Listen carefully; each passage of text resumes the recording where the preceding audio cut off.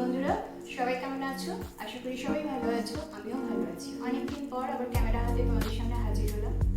Actually এখন daily office যেতে লাগছে, তো সকালবেলা খুব হুড়োহুড়ি পড়ে যায়, আর তোমাদের সঙ্গে সেই চায়ের কাপ হাতে গল্প করার মতন সময় পাচ্ছি না। তো ভাবলাম তোমাদের নিয়ে আজকে সঙ্গে করে আমি আমার স্টাইলে একটা ফ্রুট স্যালাড করে দেখাই। দেখতে থাকো আমার সঙ্গে, চলো শুরু করা যাক।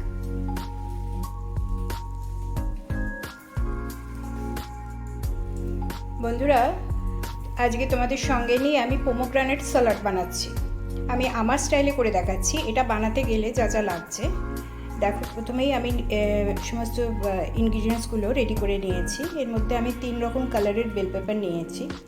এটা জাস্ট অপশনাল, যেরকম তোমাদের কাছে অ্যাভেলেবেল সেইভাবে করতে পারো।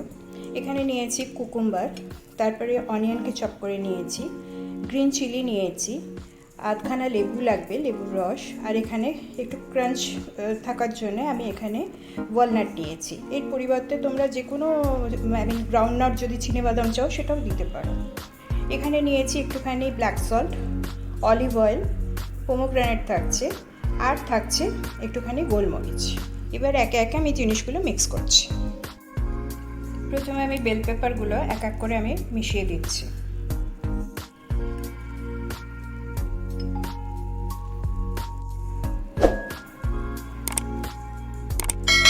বেল পেপারের পর এবার শসা দিয়ে দিচ্ছি, এর মধ্যে মিশিয়ে দিলাম। টুকরো করা আখরোটগুলো এবার মিশিয়ে দিচ্ছি।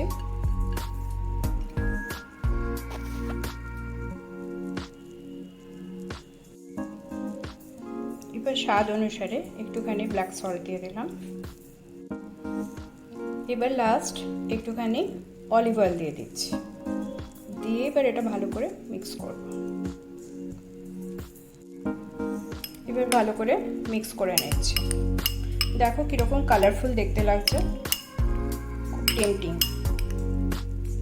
এবার প্লেটিং করে নিচ্ছি।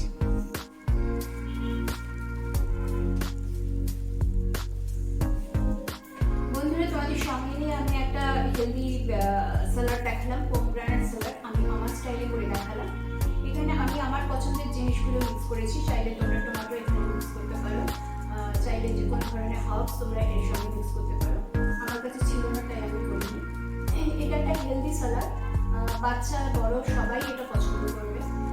ভীষণ কালারফুল, বাচ্চারা যারা ভেজিটেবলস খেতে চায় না কিংবা ফ্রুটস খেতে চায় না, এরকমভাবে বানিয়ে দিলে নিশ্চয়ই তারা এনজয় করবে। বাচ্চাদের ক্ষেত্রে তোমরা স্কিপ করতে পারো গ্রিন চিলিটা, যেটা আমি দিয়েছি। জাস্ট ব্ল্যাক পেপার দিলেই একটু সামান্য হবে। আর বড়রা এটা কিন্তু আমরা লাঞ্চের পরে খেতে পারি, মাছ করার জন্য কিছু হলে এরকম ধরনের স্যালাড বানিয়ে, অথবা ইভিনিং স্ন্যাক্স হিসেবেও খেতে পারি, অথবা লাঞ্চ বক্সেও আমরা এরকম ধরনের স্যালাড ক্যারি করতে পারি। তো কেমন লাগলো তোমাদের?